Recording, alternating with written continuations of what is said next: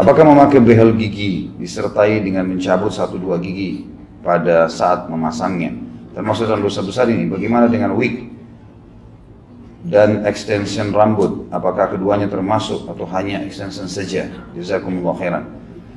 Saya sudah bahas tadi sebenarnya, kalau itu darurat sekali, mungkin karena memang dianggap ada orang subhanallah giginya tumbuh lebih, ya, harus dicabut, kalau enggak maka jadi masalah.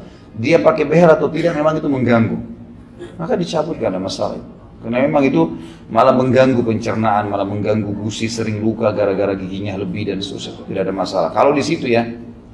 Tapi kalau hanya sekedar dikatakan oleh dokternya, ini kayaknya lebih bagus nanti kalau giginya yang ini dicabut, walaupun sebenarnya tidak ada efeknya, itu tidak boleh, jangan. Ya. Kalau wig jelas tidak boleh teman-teman, ini manipulasi, sama saja. Untuk apa pakai wig? Kita boleh dalam Islam, ini pendapat umumnya jumhur ulama, boleh kalau rambutnya keriting diluruskan, nggak masalah.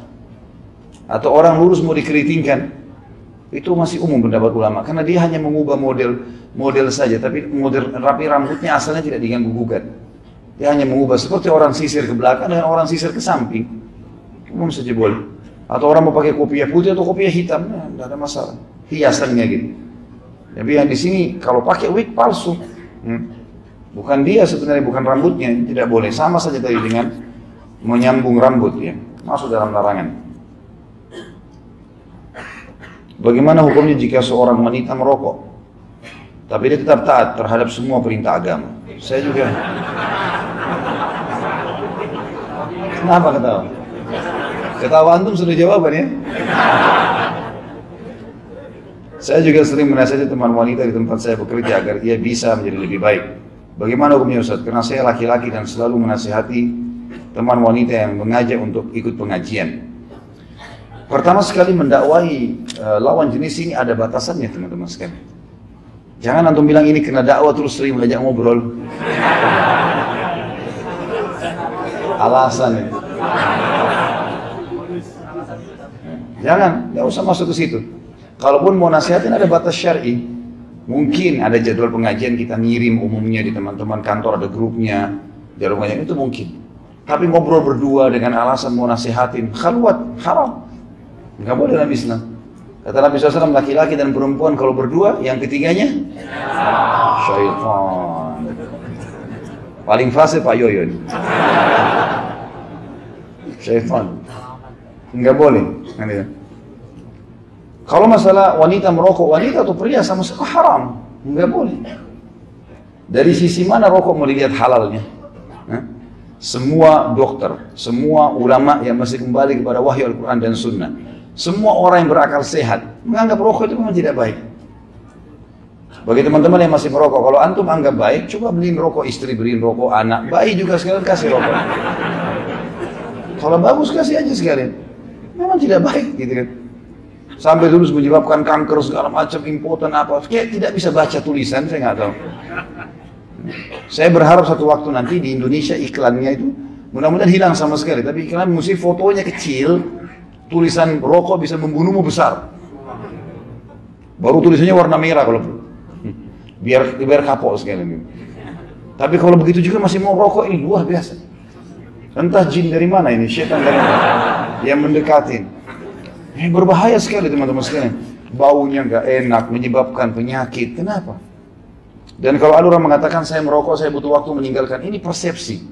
Itu cuma sugesti antum. Bisa kok. Suatu minum susu yang bermanfaat, akhi. Ya. Dan waktu lebih baik ditinggalkan. Apalagi perempuan. Saya heran kenapa yang seperti ini ya dianggap seperti sebuah prestasi ya. Kalau laki-laki merokok dianggap maco. Maco dari mana? Dia batuk-batuk dananya sakit. Nggak nyambung. Baru selalu iklannya dusta semua, penipuan. Laki-laki yang berotot segala macam, bohong, dusta. Dari mana orang merokok bisa begini? Nggak mungkin. Jadi ini jelas tidak baik. Ya. Kalaupun mau dinasihatin, apalagi sama lawan jenis, hati-hati. Hindari khalwat dan memang ada batas syar'i. Ya. Kita ingatkan bahwa situ tidak boleh kirimkan artikel tertentu, sudah selesai. Selebih itu nggak usah lagi dicampuri. Kita nggak usah terlalu dalam memasuki wilayah orang lawan jenis dalam berdakwah, gitu kan?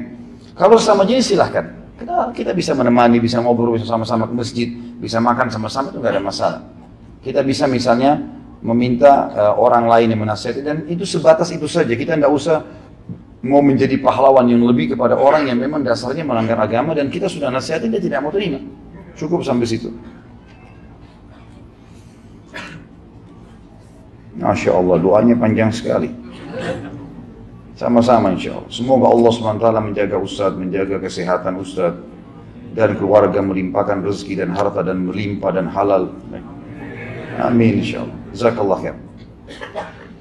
Kalau di tubuh anak sudah ada tato dari masa lalu, anak dan baru sadar hukumnya setelah mengaji, bagaimana sikap anak? Kadang anak suka tutup-tutupin pakai legin, kadang anak cuek aja. Seperti anda bilang, seperti saya bilang tadi, teman-teman sekalian. Jadi taubat dulu, taubat nasuhan. Alhamdulillah sekarang sudah ikut pengajian, sudah paham kan? Kalau itu pelanggaran agama. Taubat seperti antum baru lahir lagi. Karena dalam hadis Nabi SAW yang sahih berbunyi, at-taubat tajubu ma qablaha. Taubat mengampuni semua yang lalu-lalu, sudah bersih semua. Sekarang tinggal bekasnya. Tadi saya bilang khilaf di antara ulama. Ada yang mengatakan, dan ini pendapat yang paling baik, kalau bisa dihilangkan maka bagus. Bisa dihilangkan maka bagus gitu kan. Dengan cara apa? Itu mungkin antum lebih tahu. Karena itu sudah antum lakukan, pasti antum tahu bagaimana cara menghilangkannya. Kalaupun tidak, boleh ditutupin. Dan lebih baik ditutupin teman sosial. Karena ini kan termasuk pelanggaran agama ya. Ada bekasnya. Maka sangat baik menggunakan dengan panjang misalnya menutup, itu lebih aman, lebih baik. Karena jangan sampai nanti kalau terbuka malah orang menilai negatif. Padahal kita sudah mengaji. Atau mungkin mungkin muncul lagi syaitan menggoda kita tuh, orang-orang melihat kamu bertato, apalah segala, mari menggoda, was-was yang akhirnya membuat kita seperti bangga dengan pelanggaran itu. Maka lebih baik, lebih aman ditutupi. Ya.